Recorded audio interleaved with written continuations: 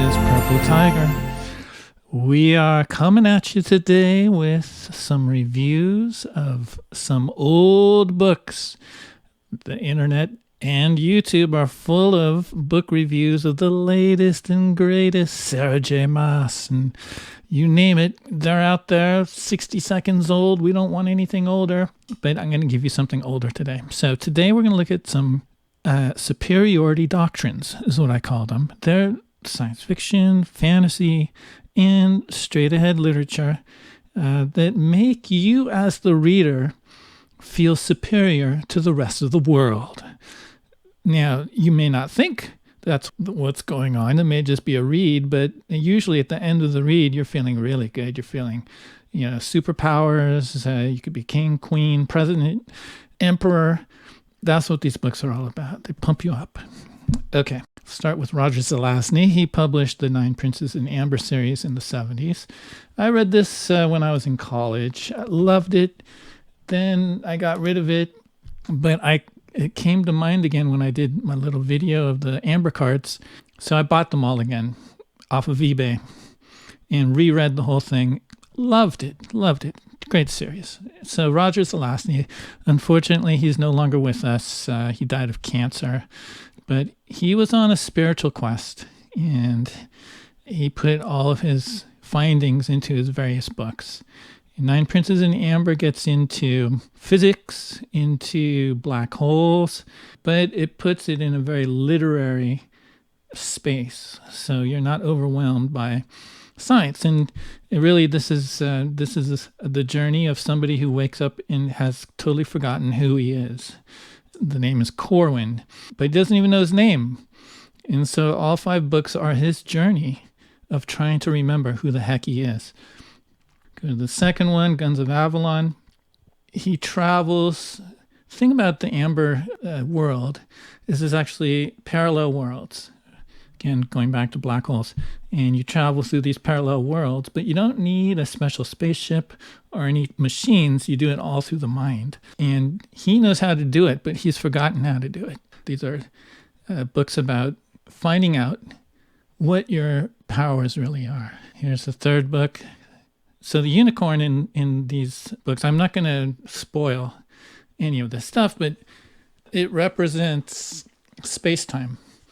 So if you think of how time warps around a black hole, the unicorn is what leads the characters from Amber, which is their home base, to another Amber, but I won't go farther than that, so you're going to have to figure out what's going on by reading the book. Now, for each of these series, I made a little mid-journey picture, and here we have the little unicorn. So in the book, he does it so well. He describes this unicorn. It's not like a big horse or something. It's this little unicorn with a golden horn and just magic. It's this thing that leads them through space-time. So you're just going to have to imagine that. But there it is. All right. So let's keep going here. Oberon is the father of all of these. So all of these princes and princesses, it's a big family. And Oberon is the father, and he's sort of the missing link in all this stuff. So, but he enters the story later in the series. And you can see on the cover that somebody's walking the pattern. That's one way to remember your powers as a Prince of Amber. That's what Corwin ends up doing. And here's the last book, Courts of Chaos. And it's really great because this series, of all the series, the main character does not become the king. He does not become the emperor, right? Actually, I'm not going to spoil it, but in fact, he's confused in this last book, right? Which is really fun because usually the hero gains power and then they're imperishable or impervious or however you say it. And he's not. He's a little vulnerable. All right, so let's move on to the next series. Gene Wolfe, the torture series. So I read this also in college, I think in my freshman year. This came out early 80s. And I was so blown away by this whole thing. So, we got the two boy authors first. It's Zelazny and Wolfe. And after all this, it's all female authors. So Wolfe, he's the guy who invented the machine that makes Pringles, potato chips, stacked in a can. If it wasn't for Gene Wolfe, there would be no can stackable potato chips. Right? So that's what he did in real life. But then he was also a great writer. He did this torture series.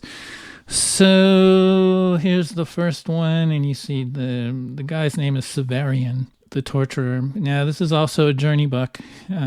He's kicked out of the Torturers Guild, and he's got to go and be a journeyman on the road. That's his punishment. So it's about his adventures on the road. I won't spoil it too much here. Here's the second book. He's on the road by this time. Here on the cover, it's great. It's really funny art. So he's in his torturer's mask, and that thing he's holding, I don't think I'm going to spoil it since it's the title of the book. That's called The Claw. The Claw, the Conciliator. The Conciliator. Who's the Conciliator? Well, think of Jesus. All right, I won't spoil that. Here's the third book. So he meets up with this giant and his little sidekick along the road, and they turn out to be some pretty evil characters. So that's what's going on the cover here. And then volume 4, the last volume, we follow Severian to the end. Now, check out that horse he's on. It's called a destrier. It doesn't have hooves, it has claws. And you think, oh, well, okay, science or, fantasy. But actually, those things existed. The emperor had them in Rome. Emperor Augustus had some of them in his stable. They really did exist. They had claws, and they were also really fast horses. But it was a mutation, and the mutation disappeared, so that's why we don't see these things anymore. But that's a true thing. And Gene Wolfe does like to mix in a lot of truth, but old truth, going way back to Roman times, into these books. So that's something to look out for if you decide to read these books.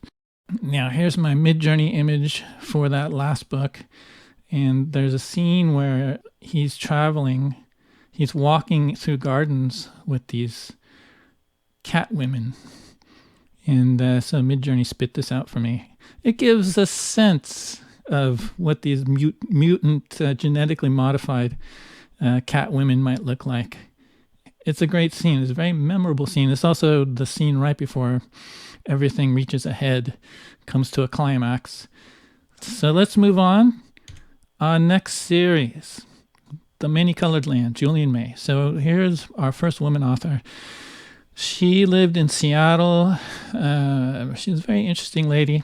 She did other types of writing, like just straight science writing, but then got into science fiction. These were published in the early 80s. Loved these books. So basically the premise is that they get a time machine to work and start sending people back to the Pliocene. That's why it's called the Pliocene Exile series, Saga of the Pliocene Exile. And then in the Pliocene, I won't ruin it too much here by just saying that they discover that it's inhabited by an alien race called the Tanu. And the Tanu have been living there for a while, and they basically run everything. So as soon as they get out of the time machine, they're basically made into slaves. So then it just follows that trajectory. Great stuff. So here's the first book. Here's the second book. So there's a lot of Celtic lore. The Tanu are sort of based on the Celts, the old Celts. And they wear torques. That's what that guy is holding there on the cover, is a torque. And the highest ranking people in that culture get golden torques. And then the second highest get silver torques. And then the slaves get, I think is it bronze or iron? I think maybe iron torques, I forget. So that's another thing. And also they're all operant. So they have operant powers, and that is a big, big part of this series and the next series we're going to look at by the same author, by Julian May. So here's the third. Now look at that horse again, the claws. It's another destrier.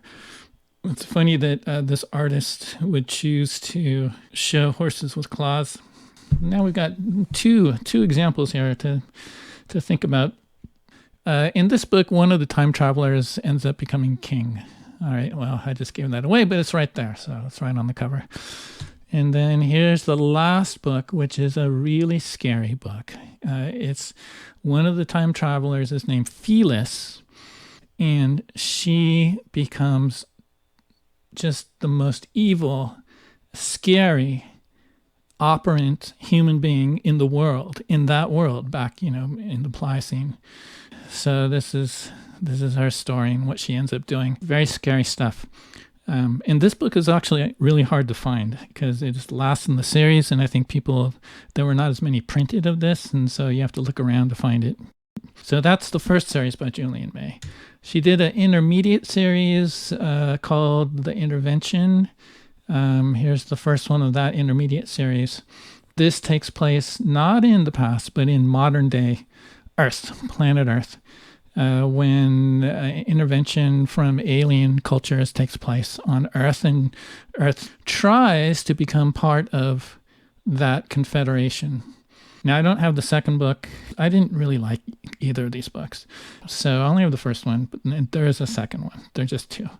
And let's move on to the second series proper, which is the Galactic Milieu Trilogy. So now this comes on the heels of the intervention. This is all about people who are operant on Earth and how they interact with the alien cultures of the galaxy. Jack the Bodiless is Grand Master Operant. He's got all the psychic powers, and he can also... Well, I won't ruin it. This is a very interesting book. So that's the first volume. Second volume, Diamond Mask. This is my favorite, probably, of all the books in this world that she's created. This is about a girl who has operant powers, but she knows she has operant powers like from the beginning, but she suppresses them because she doesn't want to be put upon by all the people who have operant powers. Because what happens is if you have operant powers, they take you out of regular life basically and put you into this elite world of operants. And she's scared actually of people in her life who are operant, and so she covers it all up. But the way Julian May describes it is quite beautiful. She has these colored boxes in her mind, and they're shut tight, but they're emanating light. And she knows that there's 6 boxes for each of the psychic powers. She knows that as soon as each box is opened, that's going to release the psychic power in her. Right, so she's suppressing these boxes of color in her mind. The way she describes is really great. And also the way she writes about this child, basically, is really cool. And it follows Diamond Mask, which is her adopted name later on in life, from the age of 5 to about 18, 19. All right, so here's a Mid-Journey picture. This is kind of hard to do because Mid-Journey doesn't know what the heck is going on. But that's supposed to be Diamond Mask, and those are her operant boxes that she's keeping closed. But actually, by the time she's 12, 2 or 3 of them have opened, and she's operant in those powers, although she keeps it secret. All right, so next one is Magnificat. This is the hardback, 3rd and final volume of the Galactic Milieu Trilogy. This one's a good one. I mean, all 3 of them are really good. Jack the Bodiless, Diamond Mask, and this one. So I would recommend these. You could even start with these if you wanted to and then go back to the other series. So that's it for Julian May. We are now going to go on to Doris Lessing. Now, Doris Lessing, in this first series, it's not science fiction. It's not fantasy. This is literature. It's a series about a woman named Martha Quest. And it starts out when she's about 16. In this book, this first book, she lives in Rhodesia. It's actually, this whole series is a memoir of Doris Lessing's own life because she grew up in Rhodesia and moved to London after World War II. So she spent World War II in Africa. So this explains how she discovers relations, we'll just say that, joins the social culture of the small township that she lives near in Rhodesia, and ends up falling in love with someone who she decides to marry, and that's where the book ends. Okay, here's the second book. She gets married. Now, these books reflect Doris Lessing's own problems and psyches and foibles. So it's the perspective of Doris Lessing here. But she makes this marriage into a nightmare. And let me tell you, it is a nightmare. So I'm not going to spoil the book, but it leads to a separation at the end. So let's keep going here. Here's the third book. This is a different printing, later printing. So we don't have these pictures anymore. Ripple from the Storm now. This is after she leaves her husband and gets involved with the Communist Party. The Communist Party in Rhodesia. So in the late 30s, when all this takes place, right before World War II, communists were actually a popular party in Britain and in the British colonies, including Rhodesia, just by a sort of a osmosis of culture. A lot of young people joined. So this book has these scenes in it of the communist meetings that they're having. And here's a little mid-journey image that I made of some of the young people in the Rhodesian township in the middle of a communist meeting. And just imagine, this is like 1939, something like that. It's not fiction at all. Here's a real picture of British communists, a crowd of more than 8,000 people attending a meeting of the British Communist Party at the Empress Stadium in Earl's Court, London in 1939. So it was a real thing, and young people, there's no embarrassment about it. They're basically, this is right before the war, so their platform was no war and no fascism, right? Because by then, everybody already knew that fascism was going on in Germany. So that was a simple platform, and it was very appealing to a lot of young people. Now, after the war, it all fell apart. And during the 50s, it all broke up, and people were wondering why in the hell they got involved in the first place. But at this time, it was a going thing. So here's the fourth volume in this first series by Doris Lessing called Landlocked. This is about Martha Quest waiting for the war to end so that she can leave Rhodesia and go to London to live there. She's had it with Rhodesia. She's had it with the Communist Party, and she's just getting out, right? She's had it with her husband. And like Doris Lessing, well, I won't say what goes on, but there's some shocking stuff. It's also a really great book because she gets into a relationship, and it's a really great relationship in the way Doris Lessing writes about it. And, it's just all this stuff in a relationship that happens. Really well done. And here's the final book, The Four-Gated City. This is a big book. It's a huge book. It is the last book of her literature type of approach to all of this. A lot of psychology in this book. The character ends up working for somebody in London who has a wife who is in and out of mental institutions. And so Martha Quest ends up helping to care for that character, as well as her brother and her mother and herself, because she's affected by all this stuff. So it gets more and more outlandish until at the very end, well, there's an end of a world type of scenario, just at the very, very end. And it becomes it veers into sort of a fantasy instead of just straight ahead fiction. And she just leaves it there. But fascinating read. This was written in 1969, so you get all that 60s vibe with all this. It's pretty good. So let's move on to the second series, which is the Canopus in Argos. First book is called Shikasta. This takes book 5, The Four-Gated City, the very end of that book, and breaks it wide open and becomes a full-fledged science fantasy, science fiction. So all 5 books in this next series are science fiction. It's the first science fiction that she wrote. Shikasta is a very heavy book because it's about the collapse of Earth civilization in our era, and it identifies all the things that we know about, such as climate change. This was written in the early 80s. And actually, there's some operancy going on in some of the scenes. There's also hints of a higher spiritual plane that's going on with all these things. She calls them zones, but also higher spiritual practices that are transmitted to George Sherban. There you can see on the cover, George Sherban, underneath Johor. So Johor is one of the guides.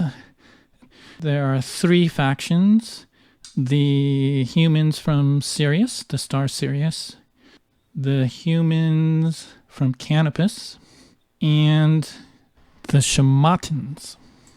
The people from Sirius and from Canopus are basically helping to keep everything stable on Earth. So there's a whole little world that she develops. At the end of Shikasta, there's just an unforgettable scene of a mock trial where Britain and the Western European countries and America are being put on trial for overusing the resources of the Earth so that the other countries suffer, leading to this breakdown of the world that they're in the midst of trying to navigate.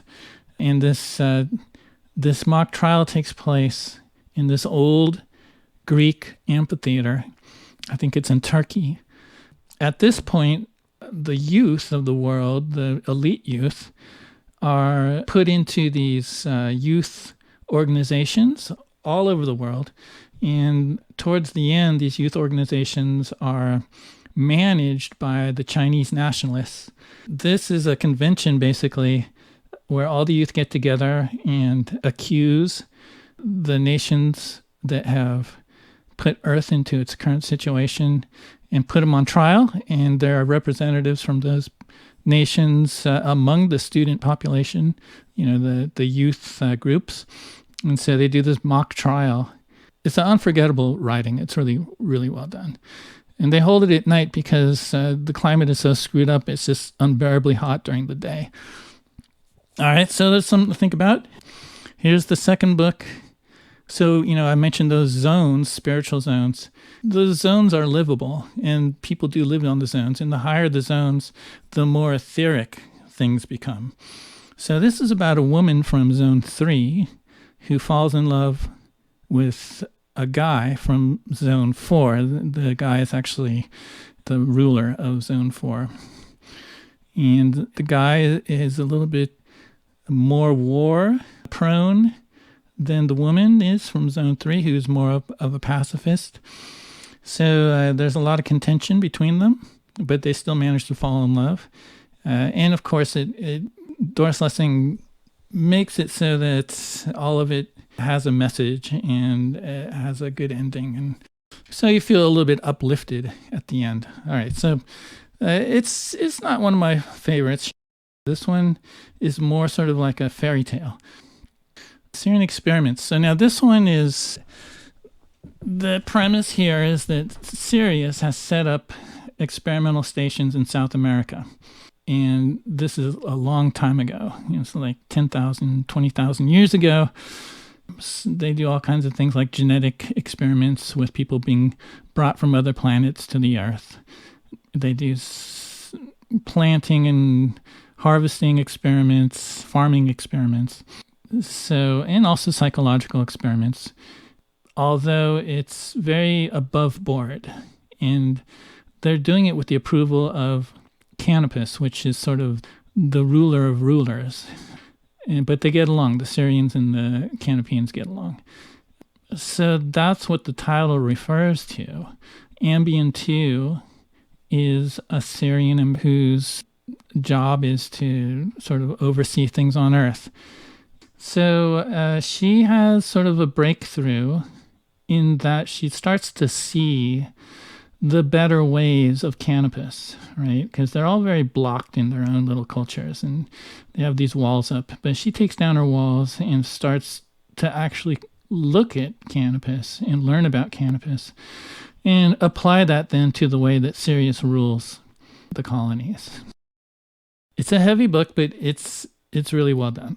Let's move to the fourth one I don't have because I didn't like it at all. It's about this frozen planet. I think it's Pluto she's describing.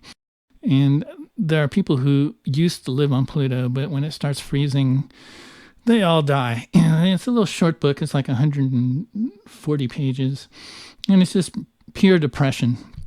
So I don't have it in my collection. It's NIMC, not in my collection. But I do have the next one. The Sentimental Agents. Okay, now this one. You know, they say Charles Manson had a favorite album, which was, I think, the Beatles album, the White Album. And a favorite song on that album, I forget what it is.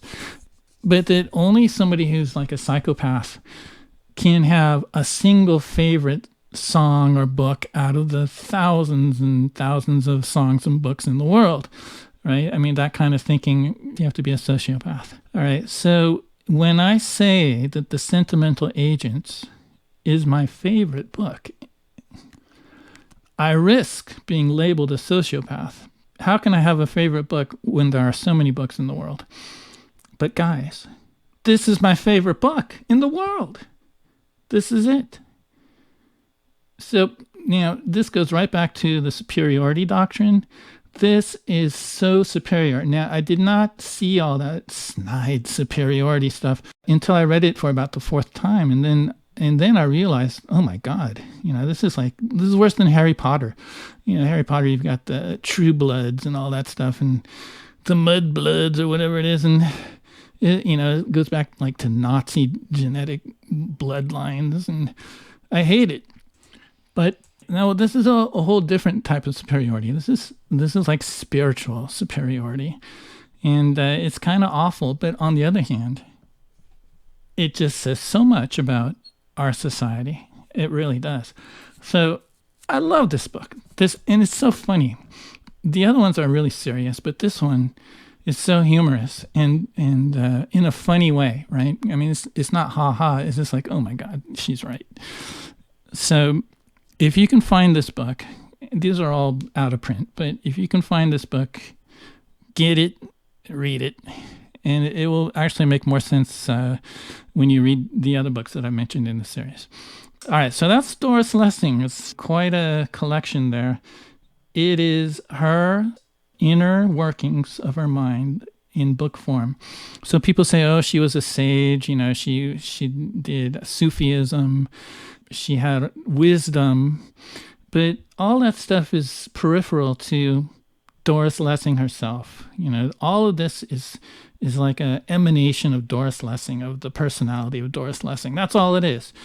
So, you know, you have to remember that because she wasn't a saint. She was just a regular human being. But these are great books. All right, so let's move on to our last series. And this is Alyson Noël, the Soul Seekers series. This came out in 2015, I want to say, or 2012, something like that. I just discovered one of these volumes, actually the last one, in a bookstore, and I liked it so much I thought, okay, let's get the other ones. Let's read starting from the beginning. So Faded, great book. I think I've read some other Alyson Noël that, you know, it's teenage stuff that I don't like, but this one is so good. It's about this girl named Dare who discovers a grandmother that she didn't know she had because her father died young when she was just a baby. And so she didn't know about this grandmother on her father's side. But she has a breakdown, and the grandmother is psychic, and knows about it and contacts the mother and says, bring Dare to me.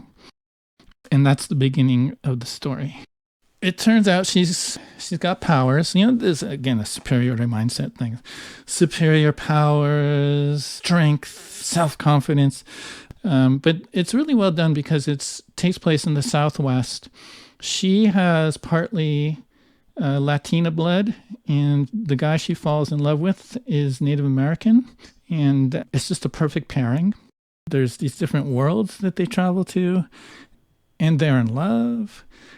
It's really well done. So this is the first one. She's got a spirit animal. So here's something I made in Midjourney. That's supposed to be Dare. She looks more Native American, but she could be also old Mesoamerican. You never know. And there's her raven. Her spirit animal is a raven.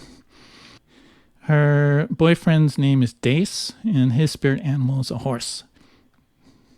Okay, so this takes place in and out of this New Mexico town called Enchanted. There's a sort of a very small teen culture because she's like 17 when she goes to live with her grandmother.